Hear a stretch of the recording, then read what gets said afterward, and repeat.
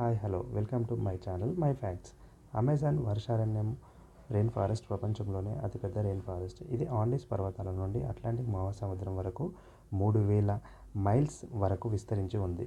Rain forest Brazil, Peru, Ecuador, Colombia, Bolivia మరియు వెనిజులాలోని కొన్ని ప్రాంతాలను కవర్ చేస్తుంది. ఇది 1 బిలియన్ ఎకరాలకు పైన విస్తరించి ఉంది.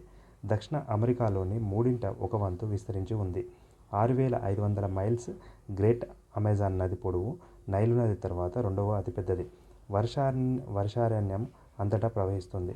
1100 ఉపనదులు, వాటితో పాటు 1000 మైల్స్ పొడవుండే ఉపనదులు అమెజాన్ నదిలోకి ప్రవహిస్తుంటాయి.